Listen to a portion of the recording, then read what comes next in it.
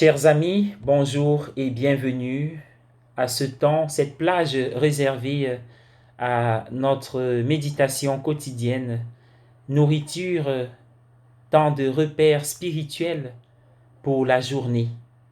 Nous sommes d'autant plus heureux en ce 27 juillet 2020 que Jésus n'arrête pas de nous parler des réalités d'en haut, de ce royaume de bonheur éternel qui nous attend, qui nous est promis, qui nous est déjà donné en Jésus-Christ et en lui-même qui est le Fils de Dieu, né du Père avant tous les temps. Alors que nous sommes encore en pèlerinage sur cette terre, nous sommes réconfortés par ces images tirées de l'activité agro-pastorale, de l'activité humaine, de la nature, du comportement de l'homme, car le royaume des cieux est déjà dans ces choses ordinaires. Et ainsi, installons-nous bien, installez-vous, ouvrez vos cœurs, unissons-nous dans la méditation de ces versets qui portent la vie, que l'Esprit de Dieu nous précède afin que le grain, le bon grain, puisse être semé dans la bonne terre ou porter des fruits. Mais hélas, parfois nous avons l'impression que nos bons efforts ne portent que très peu de fruits. Nous pouvons nous mettre dans un état d'esprit qui nous dit « À quoi a servi ma vie? Je n'ai été qu'un bon à rien, qu'une bonne à rien.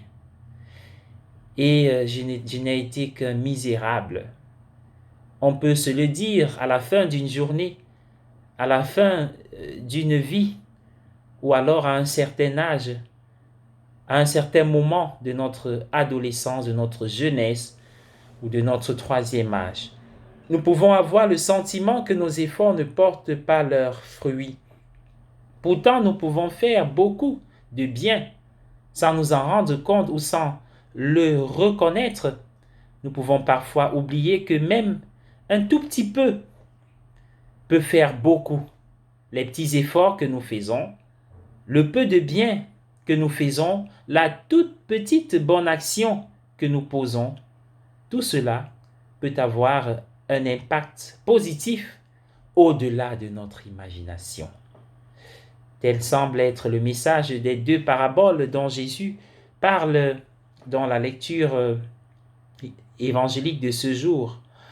La graine de moutarde est minuscule et pourtant elle pousse pour devenir un très grand arbuste.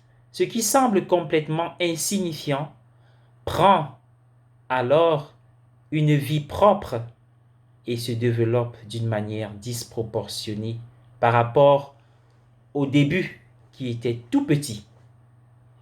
Parfois, dans notre propre vie, le peu que nous faisons peut devenir quelque chose que nous n'avions jamais imaginé et que nous ne verrons peut-être même jamais.